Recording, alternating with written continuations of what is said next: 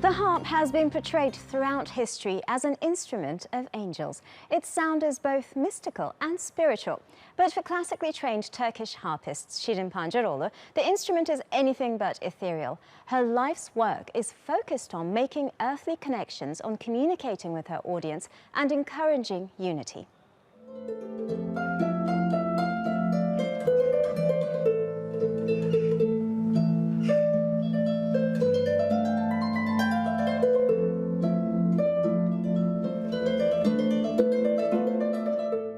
Is a very, although it looks like an instrument for angels, I think that it's a very earthly instrument. You have a huge connection with the ground. The sound is the sound of maybe of water, maybe of drops, raindrops. My teacher invited me to her house, where I saw a harp from close up for the first time. It was a gold harp.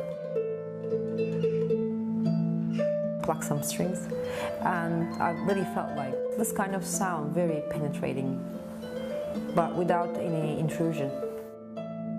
I'm a rather curious person, and so music really incites curiosity and invites you to be even more curious and explore. It's history at the same time. It's, it's history of humankind, but recorded in a different way. So when you play a piece that was, maybe composed 200, 300 years ago, or sometimes even older, you get an idea about how people were thinking in terms of sounds, how they put these sounds together. It's a huge channel for communication if you can be really sort of in harmony with that. So I really find a way of, it's a way of thinking, really, I think. It's a way of thinking without words, and that really sort of, it corresponds to some basic need, I think, in our hearts and minds.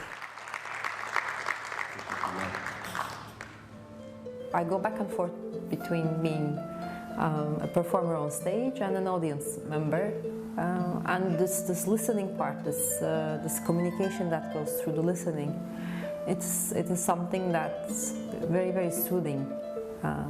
It's again a way of communicating without talking. I think it really enhances the experience for me, not to be there to the performer to show what he or she can do, but we're there to sort of find the music that's in the universe.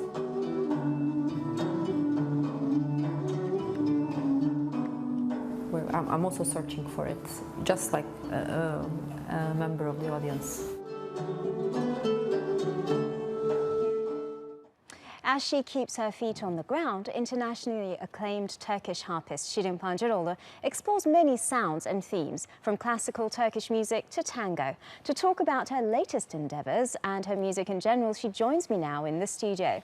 Hello and welcome. Good to have you here on Thank Showcase. you. Likewise. I want to begin by talking about your latest album, which was released this year, Eternal Love.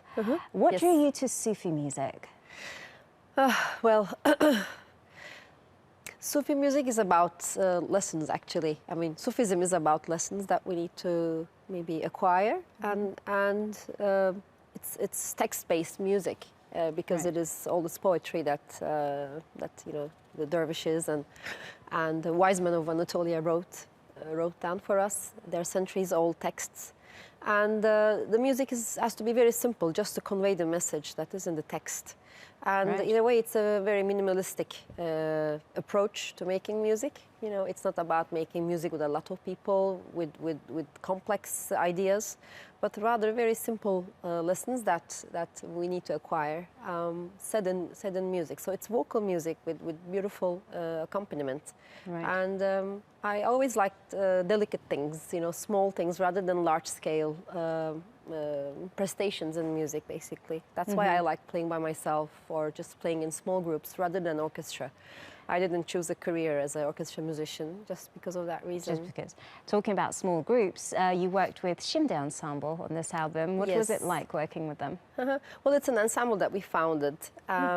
Just a couple of friends, namely Bora Uymaz, who is a wonderful singer and composer from Izmir, Turkey. And he said, oh, let's just do simple things. So he's quite a specialist of this music, Sufi music, and he introduced me to it. And as we went along, we decided to invite a French musician into our recording by the name of Michel Godard, who is a wonderful tuba and serpent player. It's an old, ancient instrument. Right. And so, in a way, it's an album with a little flair of fusion, but not too much. I think that it has a good basis in Turkey with the tradition, but it's a proposal about what to make with Sufi music rather than just the channel of the tradition.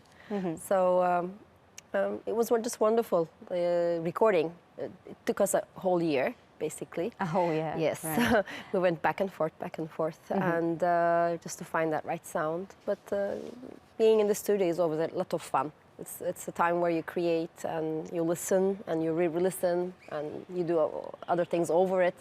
It's just the opposite of what you do in a performance, which is just spontaneous and just in the moment. Yes. Well, there's no statistical data for this, but it's said that harpists live longer. Is it something to do with the power of music, or is it something to do with the harp particularly? Do you find that it's true? It is true, actually. I don't have statistical data either, but all my teachers have lived to be, around 90 years old or so. Oh, wow. And we know that it's documented in history as well. I think that when we talk about the Western harp, we look at the harpists that represent the classical Western tradition. The instrument requires so much coordination between the lower body and the upper body, because there's the use of the pedals and the instrument is large, and you have to sort of use both hands up and down, and you have to coordinate. The motor skills have to be really working well.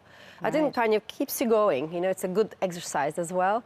I think that it keeps people going, and also something about the sound, because the sound is so pure, and it's just like maybe the sound of water. So if you're, sort of lullabied with the sound of water all your life, I think that you get something from that. It's definitely a very, very soothing sound, yes, the sound of the harp. Well, you released an album at the start of this year. What else is going on for you this year? Well, this year is concerts. Lots of concerts with the Cheng, actually. Sometimes with just a singer accompanying a singer, sometimes as a trio, sometimes as a quartet. But it looks like we will be traveling in Singapore and China quite a bit. We were already there a couple of months ago. And I'm writing down a method of how to say this, traditional music for harp, basically, traditional Turkish music for harp.